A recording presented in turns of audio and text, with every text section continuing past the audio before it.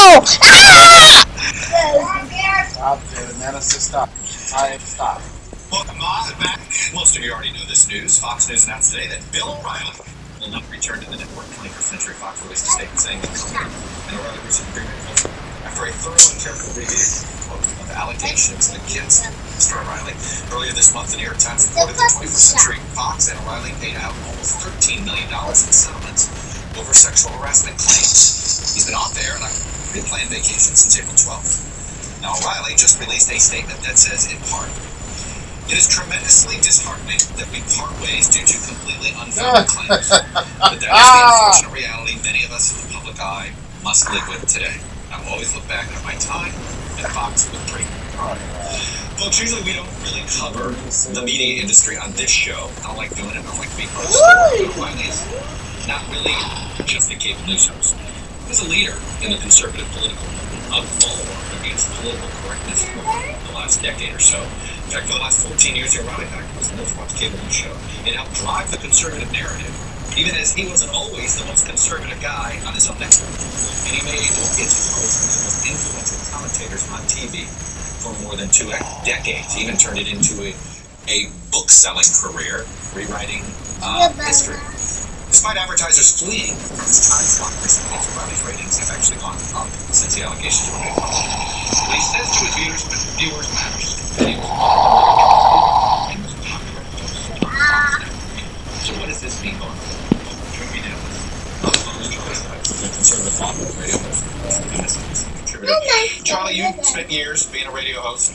Explain the influence of Bill O'Reilly on today's conservative media. Well, in the conservative ecosystem, there are a few gatekeepers. There are the people who really shape opinion, who drive opinion, and he was certainly one of them. Certainly not the only one. But you reflect on the extraordinary political development of the last few years. How a political movement and a party that talked about how character matters became a party that embraced Donald Trump. And one of the reasons was that gatekeepers like Bill O'Reilly and gatekeepers like Roger Ailes. And apparently they felt that they would be able to survive any of these controversies for many of the same reasons that Trump was able to survive them. They could blame the bad left-wing conspiracy. They could count on the conservative noise machine to protect them. All right. Never admitting That's funny. Number one of those bases you wouldn't be leaving. Number two of those bases you wouldn't pay no money to nobody. I can't believe you just said that. For Donald Trump, but not for some of his major cheerleaders. I was just going to say, a year ago, you would have said Donald Trump's going to get elected president, but Roger Ailes and Bill O'Reilly are going to be fired from Fox. I think somebody would have asked me what I was smoking. It is genuinely remarkable that apparently we have higher character standards for cable news hosts, no disrespect intended, than for the President of the United States. But there's no question about it that the conservative movement has really been shaped and formed by this echo chamber, in which, when Fox has been at the center of this, talk radio, many of the blogs, and, this has created the political environment that we're in right now. One of the reasons why we do the polls we do, we see some of the phenomena, is because there is a really kind of a very, very effective, you use the term, media ecosystem that really the conservative positions on issues, even though, as you point out, they're not always necessarily conservative. And Bill O'Reilly is certainly right there. You look around, and some of the things that have happened this year that are quite extraordinary. I mean, the fall of Roger Ailes was extraordinary. Milo Yiannopoulos loses his Breitbart job. Other conservative pundits, I think, are maybe discovering that the rules that applied in the era of Trump may not apply to them. What is this? Is there a vacuum in leadership? Look, as a business, Fox News is going to be fine. We found that out when they were able to, they lost one host, they filled it ratings-wise.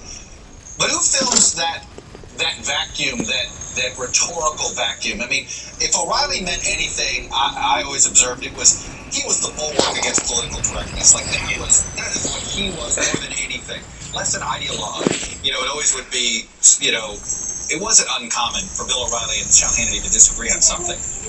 But on that, who fills that vacuum now? Or is there sort of now it could be Breitbart? Yeah, maybe later.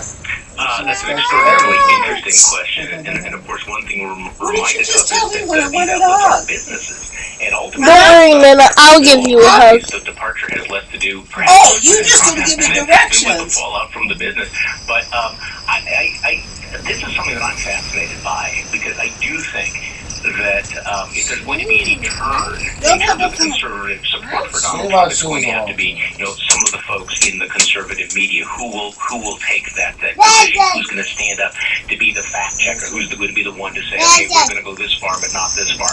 I think there's a reluctance on the part of a lot of these leading conservative figures, including Rush Limbaugh, to get too far out ahead of the crowd, to get crossways with the audience. I mean, right now, Donald Trump still has the support of the conservative base. He's still going to drive ratings. I think 86% of Republicans still support him. So I think there's going to be a great deal of reluctance to move, move away from the pack. And I did think that somebody like Bill O'Reilly could have done this. I mean, early on, Bill O'Reilly was influential enough. He was tough enough that I think that he could have had an effect on this campaign had he chosen to exercise that kind of credibility and clout. And what happens to Fox? It seems as if they're now.